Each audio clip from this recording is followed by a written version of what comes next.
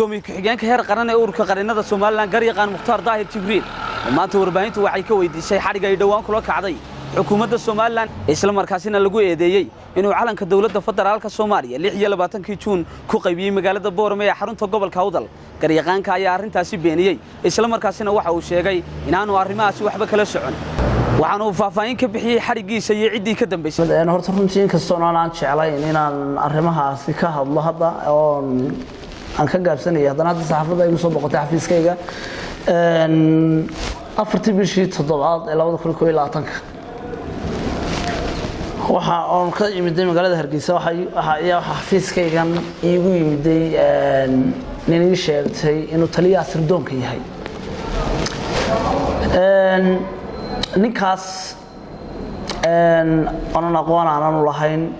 وحاول شيء إن أو يدبس سعودي مدبضا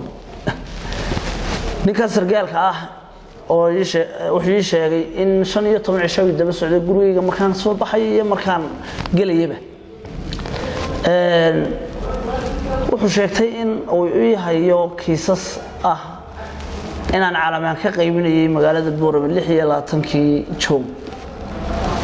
horta aad baan ugu qoslay oo waxaan la yaabay kulli horta sirdoon anaga sharciyan inuu noo yimaado ma shaqadiisana ma waxay qaranka qiimo u leh waxay ka shaqeyso kulli aanu naqaano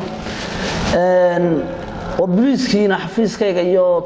taliska qaybta booliiskana wadadaas noo dhaxaysa nooma dhaxeeyaan buuro kama dheeri waxaan weydiiyay taliya hadii taliya sirdoonka tahay maxaad ugu dacwo tagi weeday booliisku waa kan naga soo jeeday oo waxa ayada aniga ii hayso aad ugu gudbin weeday waa mid labaad waxaan u raaciyay bal ninkan muddada 15 cisho aad baadhaysay daba socday calaamada qaybinayay bal magaciisa noo sheeg wuxuu yiri qareen baa lagu yiraahdaa anagoo goobta ku marmayna ayaa waxa nagu soo maray gaari booliis oo ka soo noqday hawlgal oo saldhiga galaya nimankaas booliiskii waxay ku yiraahdeen ninka la garanaya u tagun waa loo yeerayaa haada qaybtu iskula taga waxaan u wada tagnay taliska qaybta booliiska oo joogo taliyiheenkii qaybta booliisku xafiiskiisa markaan wada galnay wuxuu uga warbixiyay warbixintii ahayd ninkan waa ninkan u haysano 26kii Juun inuu ka qaybinayo calamo magaalada Boorama dhexdeeda taliye ka qurbaan ku wari oo biigana ku qora ciidan baan ahaan kulli oo deena buu ku furay la booqo xasaanad ana wole waxaan ku xasaanad baan leeyahay u baarade xaq buu leeyahay haduu sanu dacwoonayo xafiiskayga institutionadan ka shaqeeyay waa la yaqaanaay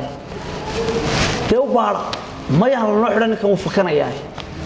وردوني كنا لك تاجي أنا أسكت حلاي هالكاس كفريسان عيه قال يو بيجي وفلو بيجي وحل قال لي الحين أتكلم أنا على مكان قريبين يبورة ما وحن كانوا تليه كعصري إنه أقدر حفيز كي جديد هرجس ما دام أنا هاي بدوني قرن بدون حاجة قرن الصومال لان وربحين تعصيان كل حلنا هاي سووا هلا اللي هو يوجي شيء أنا وقتها أو شيء أنا تلياس قبل كم من شهور waxaan joogay balad weyn meel la yiraahdo gobolka Hiiraan oo caruur aan dhalay ku suganaayeen oo ka soo qaadayay maalin ka bacdi wuxuu ogaaday maalinnimadii inaan maqnaa wuxuu yiri ninkani waa nimankii farmaajo la kulmay hadana isma buu dhibin bakiiskii hore oo biga ku qornaana waa qoran yahay talixiyaankii booliisku de waxa ahayd inuu yiraahdo in ma taqaanaay maxaad shalay waxa qortay ninkan calaamad buu ka qaybinayay بل سوافج سلا حمر بوها طلع كقيب قال شراء ضوتني كنت ما يدعين ما تشوفين لكن واحد أمان مضر أو هالكاسي طلابة كقاعدة كنا كبلوس كسومالي الله وصادر بعريال كم ضح بنان كوي هالك تشوفين سلا كلا أرن تاسيكم ما يميل من عيدا كبلوس كأي هالك تشوفين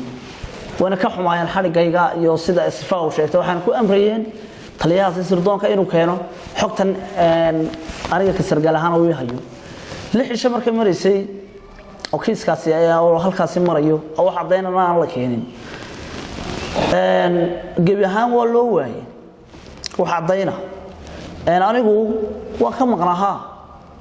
waxaan maray immigration-ka wadanka xafiiska heer qaran ka tirsan oo xil qaran baan hayaa gobolada dalka oo dhan baan xil u hayaa anigu halka markay marayso ciidankii booliiska taliyaha ciidanka booliiska soo diray baarayaashii laba maalmood bay ku gabagabeeyeen baaristoodii أنا واركن أنا واحد تهاي xaalad abuur laga shaqeynayo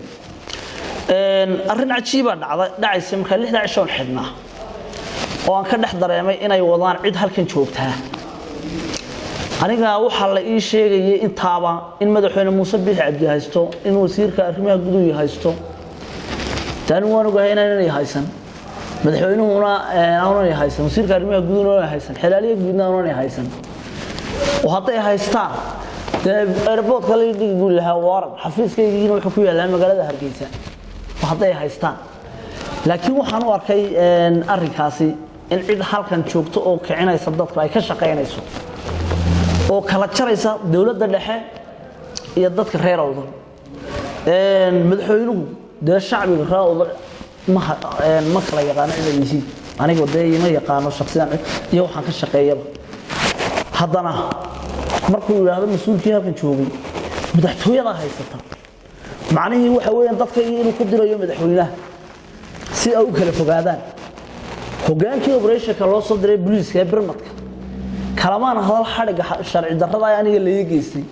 laakiin waxaan ka damqaday weeraha ay ku lahaayeen dadka mas'uuliyiintaasi ee xilay aniga iyo kuwa maamulkuba ee ahaa xagga sare laga haystaa saxafi cishq MM TV magaalada Boorame ee xarunta gobolka Awdal